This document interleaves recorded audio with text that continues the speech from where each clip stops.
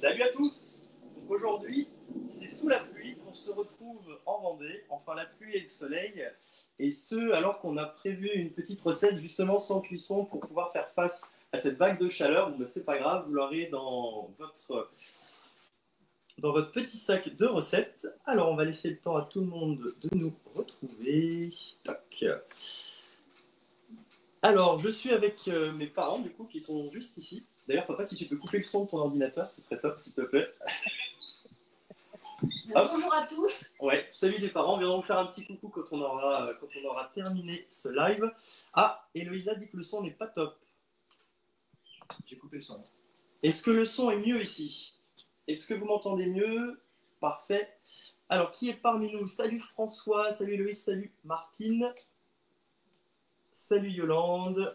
Toc, toc, toc, toc. Maxime doit être au travail, il est reparti à Lyon hier. J'ai une petite recette qui est en train de cuire dans mon grill que je vous montrerai tout à l'heure. Je vous ferai un petit clin d'œil. Parfait. Donc, si vous voulez partager le live, je me fais la voix de Maxime qui n'est pas présent. Allez-y. On n'a pas encore commencé. Et puis, si vous regardez le live en replay, vous pouvez bien sûr mettre vos commentaires et j'y répondrai avec plaisir. Donc, aujourd'hui, je vais avoir la participation de Vanessa, à qui je vais d'ailleurs laisser la parole pour qu'elle puisse se présenter. Je vais venir retirer mon micro pour pouvoir entendre. Alors, c'est parti. Hop, Vanessa, à toi la parole. Oui, bonjour à tous. Donc, je suis Vanessa Godefrin. Je suis votre spécialiste des vins aujourd'hui et toujours avec un vin du Val-de-Loire. Donc, j'ai créé une école de vin à Saumur exactement. Et je me trouve bien, aujourd'hui en direct dans le Val-de-Loire, donc dans un endroit très paisible pour pouvoir faire ce live avec toi, Guillaume, et pouvoir parler bien, du vin qui sera proposé. Ce sera un chenin, bien évidemment, mais pas d'appellation particulière. Par contre, un chenin bien spécifique, mais j'en parlerai tout à l'heure. Parfait, parfait, parfait. Je vais rebrancher mon micro pour qu'on profite d'un meilleur son. Vanessa reste bien assise confortablement et on croise les doigts pour que la pluie ne t'arrose pas. Nous ici en Vendée, ça n'a pas arrêté ce matin, ça a l'air de se lever. Je pense que j'aurai quand même l'occasion d'aller faire un petit footing. Je ne vais pas vous mentir, ça fait une semaine que j'ai pas fait la moindre pompe ou le moindre burpees. Alors aujourd'hui, pour démarrer, on va faire un cheesecake sans cuisson au citron vert avec un coulis de fraises.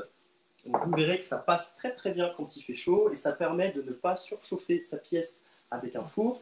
Donc pour démarrer, on va commencer par notre fond de cheesecake. Donc aujourd'hui, je vais utiliser un moule 20 mini-muffins, mais vous pouvez bien évidemment utiliser n'importe quelle empreinte que vous appréciez. Je pense notamment au moule triangle. Je vous partage le lien Mon Instant Gourmand en commentaire. Vous pourrez retrouver la sélection. Salut Sandrine, profite bien de tes vacances. Vous pourrez retrouver en commentaire les ustensiles mis en avant aujourd'hui, sachant que le tornado qui va bien m'être utile ne sera pas de retour avant septembre. Voilà, je vous le précise. Et Sylvie, petit clin d'œil, il reste juste de quoi faire un verre dans cette bouteille, donc coucou à Yves, par rapport au Côtes-du-Rhône de lundi.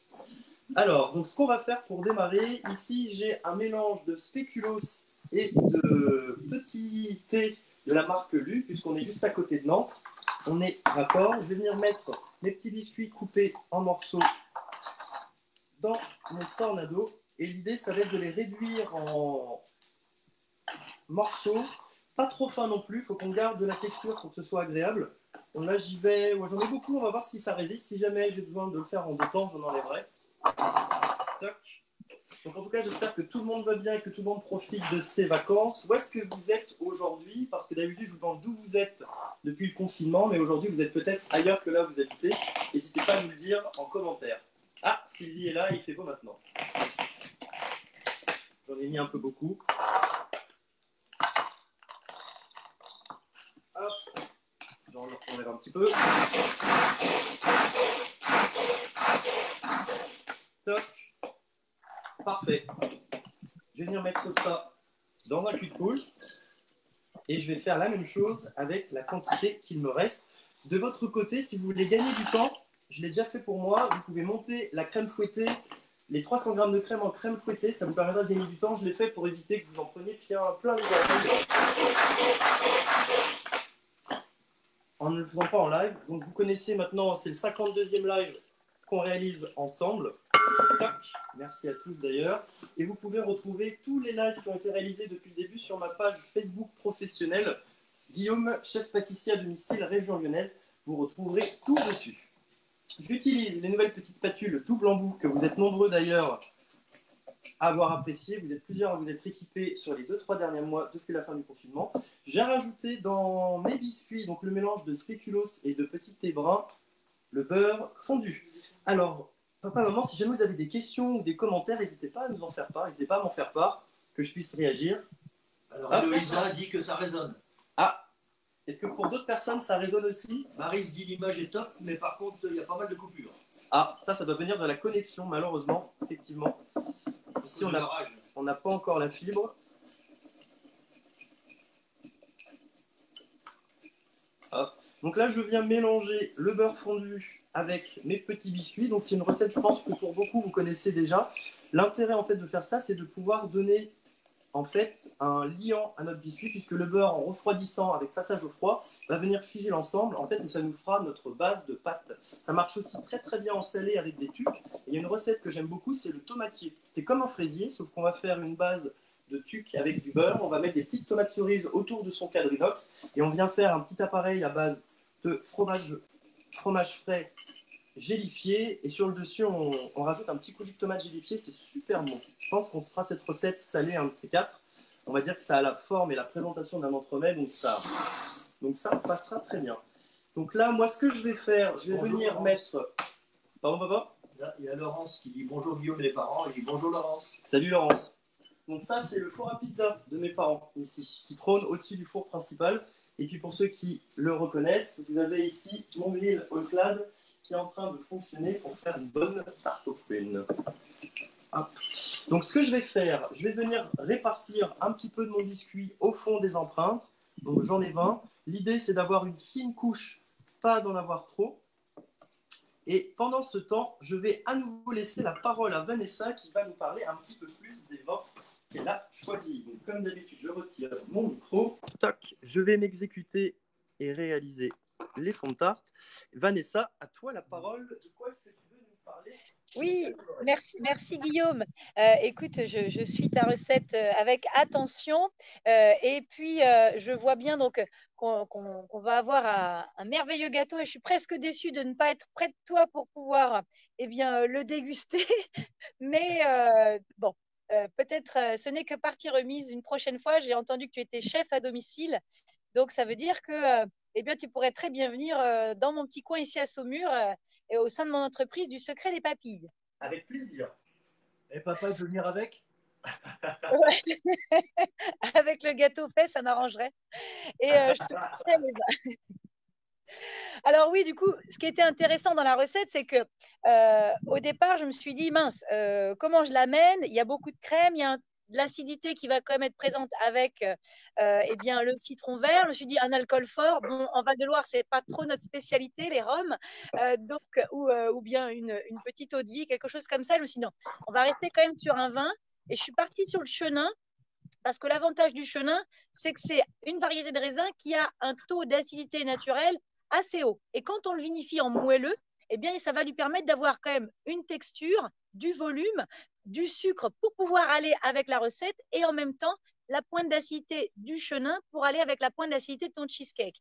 Donc, pas d'appellation en particulier, mais une petite préférence quand même pour les appellations qui se trouvent donc au niveau des moelleux de Chenin de la Loire sur les calcaires, c'est-à-dire Montlouis, c'est-à-dire Vouvray, c'est-à-dire Janières ou encore le coteau de Saumur. Voilà, c'est ces appellations-là que je vous conseille de pouvoir déguster. Pourquoi les calcaires et pourquoi pas les schistes? Pourquoi pas les coteaux du Léon, les Chaumes, les Quarts de Chaume, les Bonnes Eaux ou encore les Anjou coteaux de la Loire? C'est parce qu'ils vont avoir trop de sucrosité et pas assez d'acidité à mon goût, alors que le calcaire va pouvoir ramener ça.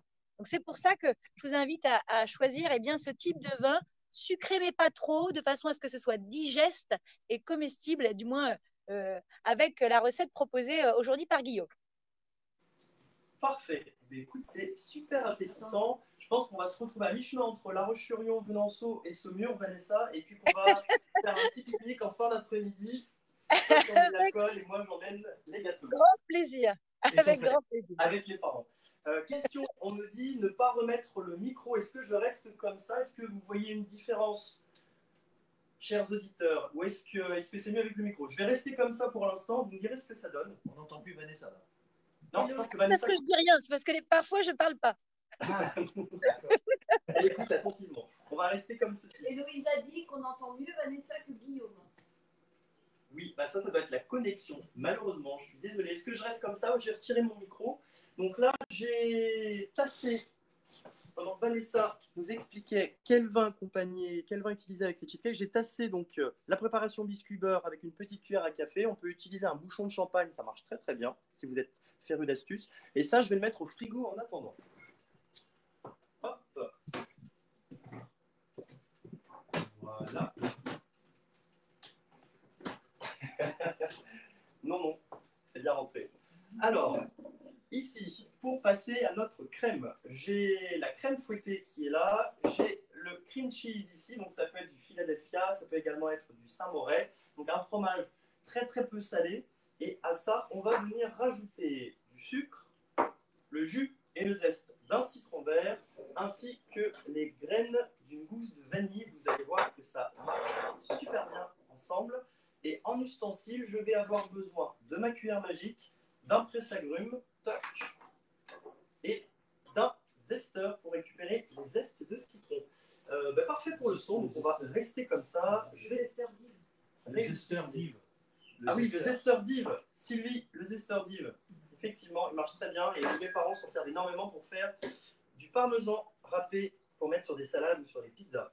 Tac. Laurence et Chantal disent que c'est bon. C'est bien au niveau. Nickel. Je rajoute mon fromage frais. Je vais venir rajouter ma crème fouettée. Alors, je ne l'ai pas trop montée parce que le but de la crème fouettée, c'est de venir détendre et de rajouter un peu de légèreté là où le cream cheese va être beaucoup plus dense et plombant. Donc, vous pouvez, si vous n'avez pas le temps de monter votre crème, rajouter de la crème liquide. Vous allez simplement mettre un petit peu moins de 300 grammes parce que sinon, votre préparation va être trop liquide in fine. Hop. Voilà. Donc, je vais rajouter ensuite les 100 grammes de sucre. Si jamais vous voulez partager quelque chose avec nous, vous pouvez me le dire. Alors, je vois que vous êtes en train de vous marrer dans votre coin. Ah, parce que Sylvie avait un pouce. Un gros pouce.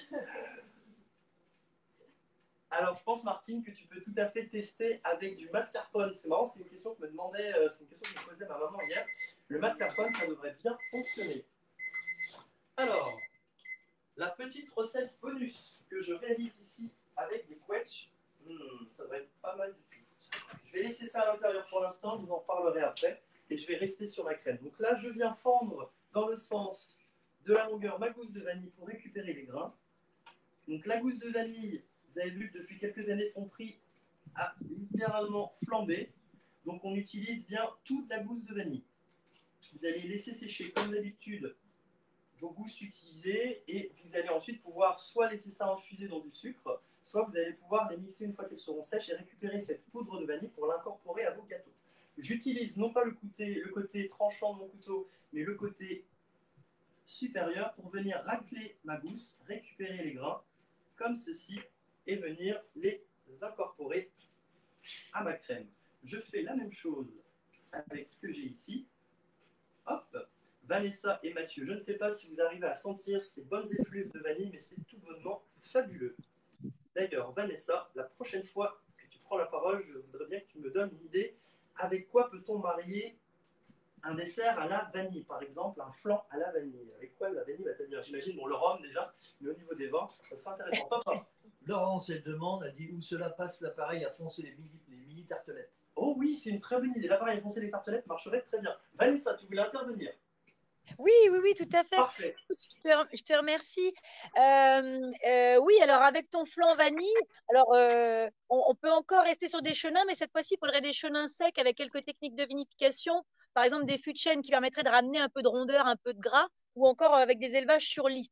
Ce qui va être intéressant, nous, pour le vin aujourd'hui, les types de vins qui sont proposés pour ta recette, comme on disait tout à l'heure, voilà, en fait, on va avoir le sucre et quand même la fraîcheur, l'acidité de l'accord pour créer justement eh bien, un assemblage avec ton plat presque harmonieusement et parfaitement. Ça, c'est quand même dû à une spécialisation, une spécificité dans la Loire qui existe en Loire. C'est ce qu'on appelle le botrytis. Alors, je ne sais pas si ça te dit quelque chose, ce mot-là. Pas du tout. Non, ça fait presque penser au botulisme, mais non, j'imagine que ça n'a rien à voir. Et non, effectivement, ça n'a rien à voir. Et le botrytis, c'est pourtant un champignon, mais qu'on ne cuisine pas, puisqu'il s'agit d'un champignon qui a tout simplement se développé grâce à l'humidité de la Loire sur les raisins.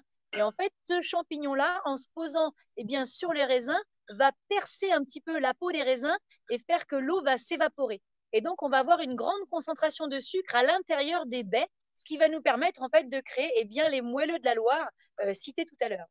D'accord, excellent. Et alors, qu'est-ce qui fait que ce champignon pousse plus favorablement dans la Loire qu'ailleurs? Eh bien, l'eau plus les sols froids créent des brumes. Et donc, c'est cette humidité-là qui va permettre aux champignons de se développer dès septembre. Comme on le voit dans les forêts, hein, les champignons se développent à ce moment-là. D'accord, eh ben, super. Merci Vanessa pour ce complément d'information. C'est super intéressant. On retient donc tous aujourd'hui le botrytisme et si on arrive à le placer en partie de Scrabble, je pense que ce sera plutôt la classe. Ça peut être une idée.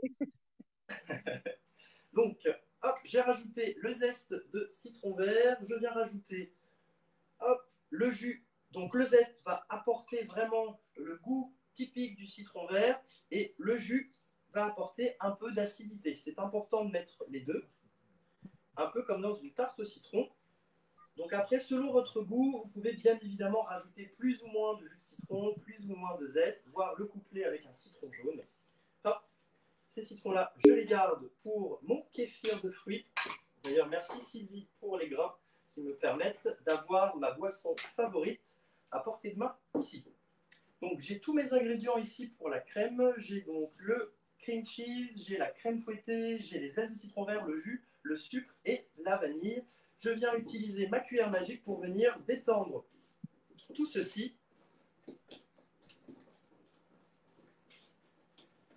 Et on va utiliser un accessoire que j'aime beaucoup, à la poche à douille. Je ne vous la présente plus. Donc là, je viens mélanger ceci de façon à ce que tout soit bien homogène. Je veux éviter d'avoir des endroits avec des gros morceaux de cream cheese. Voilà, on obtient une super texture. On aura un petit passage au froid pour figer l'ensemble. Et donc là, volontairement, je ne mets pas de gélatine. Sur les conseils d'un très très bon ami, depuis quelques temps, j'essaie vraiment de supprimer la gélatine autant que possible. Et c'est vrai que sur cette recette-là, en fait, comme on est sur quelque chose qui va prendre très facilement au froid et qu'on pourra démouler à froid et laisser ensuite revenir à température ambiante, on n'est pas sur quelque chose qui va se liquéfier, donc on peut complètement s'en passer.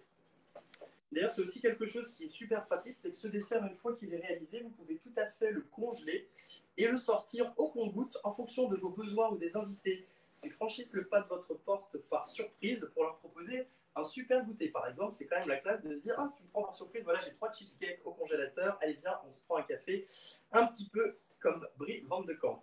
Hop. Voilà, merci les kilos. Le bonsaï est magnifique. Effectivement, c'est un bonsaï ginseng. La cuillère magique, mamie, elle est pour toi. Je m'en occuperai hors champ. Voilà, comme d'habitude. Et on va passer à la poche à douille. Alors, je vais récupérer les petits fonds de cheesecake. Voilà, le beurre a commencé à figer légèrement. Je vais mettre ça ici. Je prends une douille lisse, unie de diamètre environ 1 cm. Et je vais me rapprocher de la caméra. Quand vous préparez votre poche à douille, vous laissez tomber la douille comme ceci, sans la pousser. Vous prenez une paire de ciseaux. Vous allez faire des marques ici de part et d'autre de la douille. On veut grosso modo qu'on ait un tiers, un quart, ici, de l'extrémité de la douille, qui ensuite dépasse de la poche. Je repousse ma douille vers le haut et là, je viens couper ici en suivant mes marques. Je repousse tout simplement la douille pour ne pas la découper. Et ensuite, lorsque je laisse tomber la douille, comme ceci, vous avez vu, je n'ai rien à faire d'autre, je n'ai pas besoin de pousser, la douille est déjà en place. Je viens par sécurité tasser une partie de la poche dans la douille avec mon pouce, et ma poche est prête à être utilisée. Si vous avez un support poche à douille, n'hésitez pas à vous en servir, c'est beaucoup plus pratique que d'utiliser une corne, et ça vous permet d'avoir vos deux mains de disponible pour l'opération. Et on vient ensuite prendre la crème réalisée précédemment. Je viens la mettre dans la poche. Hop. Il y a Laurence Laverne qui demande qu'est-ce qu'on peut faire comme variante si le citron n'est pas notre tasse de thé. Alors, vous pouvez tout à fait utiliser un coulis de framboise, par exemple, qui va apporter aussi de l'acidité. On peut penser à des fruits rouges également. D'autres fruits rouges, on peut penser au fruit de la passion. Le fruit de la passion, ça serait excellent. Hop. Et après, étant donné qu'on a mis de la vanille, on pourrait même se dire qu'on ne met rien d'autre à part la vanille. Ah, est-ce que, Laurence, vous aimez le fruit de la passion? Donc là, je viens avec mon racloir repousser un maximum de préparation vers le bout de ma poche, tout simplement pour éviter au moment de la prise en main, comme ceci, d'avoir un risque que mon appareil ne remonte, ne sorte de la poche et ne vienne s'étaler sur mes vêtements. Comme d'habitude, je l'attrape ici entre pouce index, que vous soyez droitier ou gaucher, c'est la même chose, et je viens visser pour augmenter la pression dans ma poche, hop, comme ceci, et ensuite je l'attrape comme cela. C'est uniquement cette main-ci qui vient appuyer pour faire sortir l'appareil. Ici, vous avez vu, il est prêt.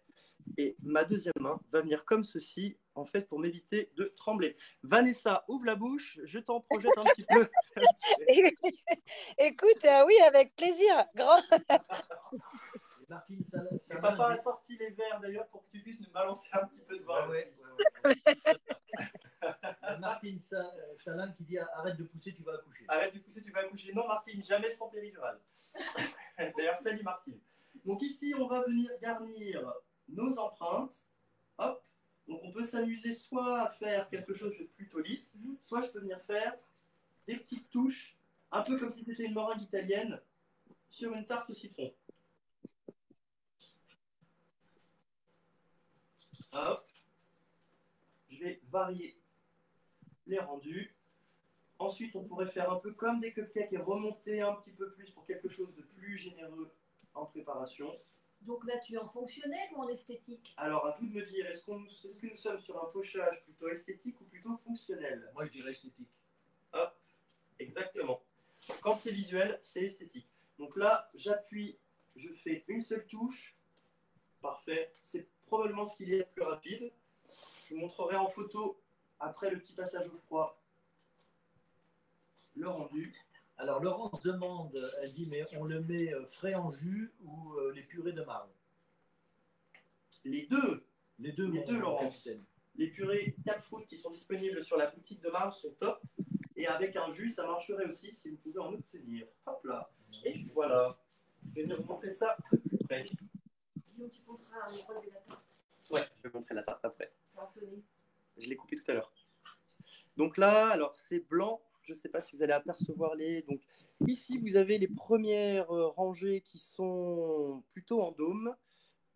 Là, j'ai fait des petites spirales, un petit peu comme des cupcakes. Et là, ici, les premiers, ici, vous avez vu, j'ai fait des petites touches. Alors, avec la lumière, je ne sais pas si vous allez réussir à voir.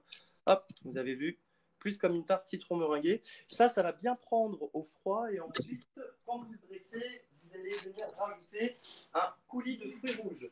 Pour le coulis de fruits rouges, je vais utiliser comme tout à l'heure, hop, mon tornado. Je vais juste donner un petit coup d'eau. Je viens mettre les fraises dedans, ça pourrait aussi être des framboises. Hop.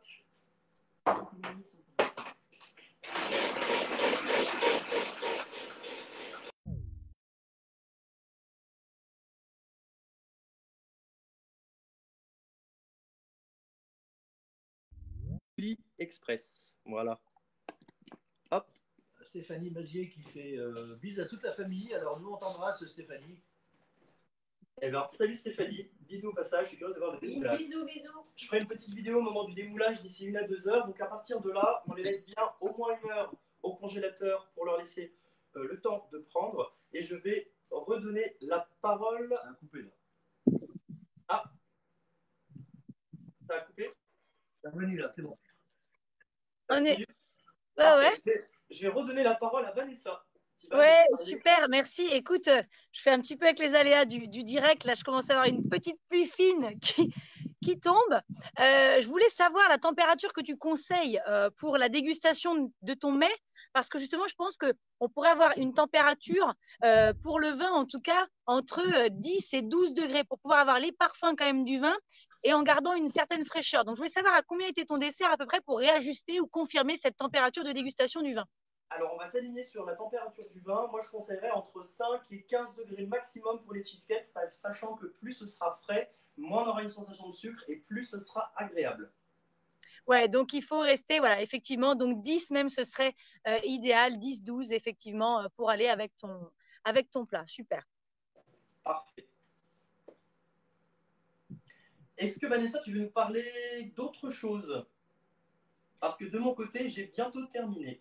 Eh ben, écoute, moi, j'ai rien de plus à raconter au niveau des moelleux de la Loire, si ce n'est que voilà, on a quand même une grande diversité, qu'il faudrait mieux choisir les calcaires pour le plat qui nous est proposé aujourd'hui, et de préférence, voilà, sur un millésime assez récent, une température plutôt fraîche, 10-12 degrés, mais après, non, on est plutôt bon, et j'invite justement nos internautes, eh bien, à venir prendre des cours directement avec moi hein, sur des demi-journées ou des journées complètes au sein de mon école qui s'appelle Le Secret des Papilles. Parfait. Et bien Vanessa, ça donne très envie en tout cas. C'est vrai qu'en plus le vin est quelque chose que j'aime beaucoup et que je maîtrise peu, donc c'est parfait pour ton école. Donc tu as dit qu'elle était à Saumur. Oui, exactement. Parfait, très bien. Bon, mais je pense que je vais avoir un peu de compagnie pour terminer ce live.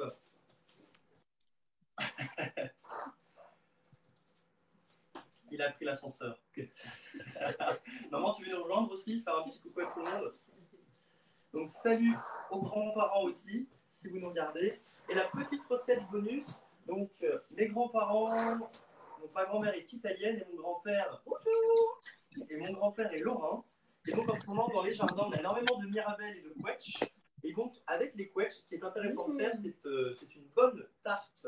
Oh, quelle bonne odeur! Ouais, je pense que là pour le goûter, on va avoir déjà la tarte. Et la tarte qui est prête, on aura les cheesecakes pour ce soir. Donc j'ai réalisé ça dans le All-Clad que vous connaissez et là je l'ai mise en mode manuel. Donc pour tous ceux qui se sont équipés sur juillet, j'ai mis une pâte feuilletée, j'ai mis un fond de sucre roux, j'ai rajouté des quetch, vous pouvez bien sûr rajouter n'importe quelle prune ou des mirabelles. J'ai rajouté à nouveau du sucre roux et j'ai enfourné pour 30 minutes à 270 degrés. Hop. Et là c'est le grand-père qui appelle pour dire « Papa, on n'arrive pas à se connecter à Facebook ». Voilà. En tout cas, merci à tous. Je vais regarder vos dernières questions. Si vous avez des questions sur le Hotline, n'hésitez pas. En tout cas, vous êtes 39 à vous être équipés sur juillet. J'ai reçu énormément de photos de vos réalisations. Et pour les curieux, il y a aussi un groupe Facebook qui existe pour regarder un petit peu tout ce qu'on peut faire avec. Voilà. Merci Guillaume. En tout cas, je te souhaite une excellente journée, plein de recettes en live. Merci en tout cas de nous avoir suivis encore ce soir et à très bientôt. À très bientôt, Vanessa. Salut. Merci. Allez, prenez soin de vous. Nous, on va aller s'occuper de la table, je pense. Allez, à la prochaine.